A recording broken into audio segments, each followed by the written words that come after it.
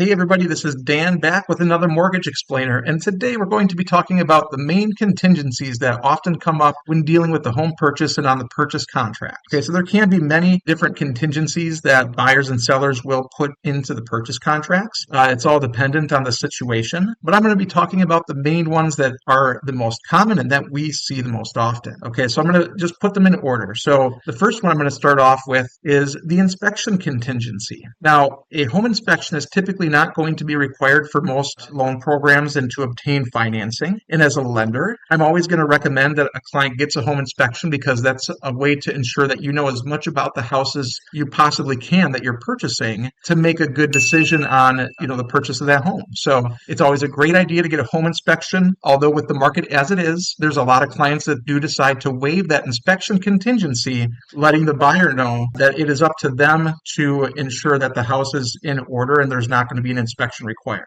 Right? But it's usually the first thing you want to do. If you plan to have an inspection and the seller agrees upon it, you're going to want to get that done as early on in the process as you can, because if there is anything that comes up on that inspection report, you're going to want to address that very early on in the process with the seller. And again, it depends on how it's written into the contract, depending on what you find or what the inspector finds. If there's an issue with the roof or the foundation, if it's something bigger, usually that inspection contingency gives the buyer the ability to back out of the contract altogether. Now, if there's maybe some minor issues that could be worked out between buyer and seller, sometimes the buyer may have the right to ask the seller to cure or fix something. There can sometimes be a closing cost credit worked out or a price adjustment to the house, again, depending on what is found in that inspection. But nonetheless, if there's that contingency in there, it at least gives that buyer options with that, and it's something you want to get done early on in the process. Okay, so once that's done and you have met your inspection contingency,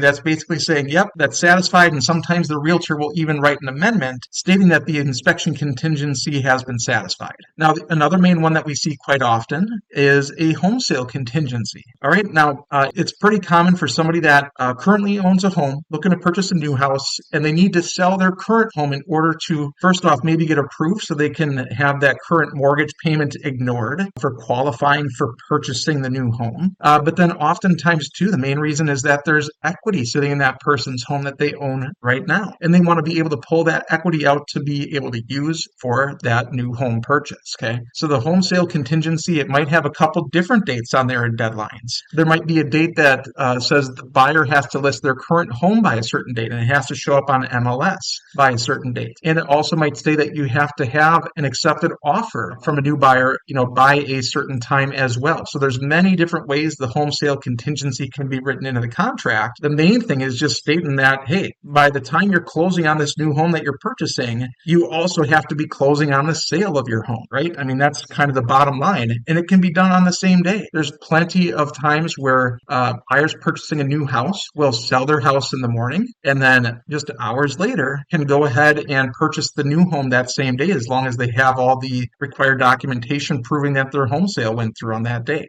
So that's a common one as well. And then another one that comes up is the appraisal, right? So an appraisal a lot of times is going to be required for financing, just depending on the program and things like that. And even if it's not, a lot of times buyers still like to have an appraisal contingency just to know that the house that they're purchasing is worth what they're buying it for, and that there's other comparable home sales in the area that can justify the value of the house that they're purchasing. And usually that one's a little bit further out, closer to the closing date.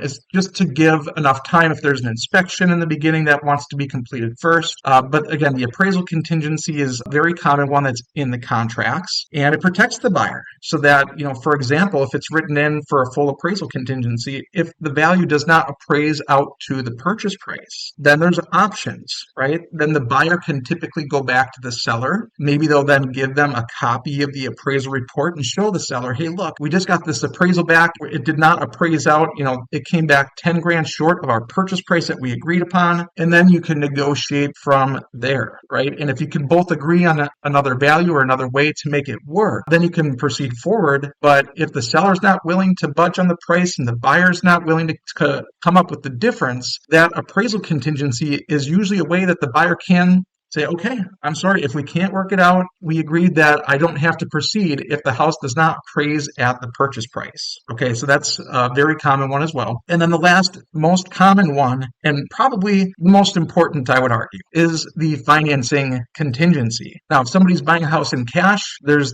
not going to be a financing contingency. There's cash, but a lot of clients are going to take out a mortgage to purchase a home. So usually that's the last one. We want to make sure that the inspection is cleared. If you're selling a house, that you have a copy of that new contract with home sale. And if you're having an appraisal done, we want to have the appraisal back, have all that reviewed by the underwriter, including the rest of the application, right? The home buyer's credit report, their income, their assets, all have to be reviewed when you're getting a loan and getting financing. So that last financing contingency states to everybody that once a lender issues loan commitment, and that is something that the buyer will then deliver to the seller, letting the seller know, hey, I am completely approved. I have a lender that worked on everything. They've received all my information. Everything looks great. They've signed off on the appraisal and everything else, right? So it's basically a document that's given to the seller, that loan commitment that finally satisfies that financing contingency. Right now, if there was something that came up, who knows what can happen if somebody even loses their job,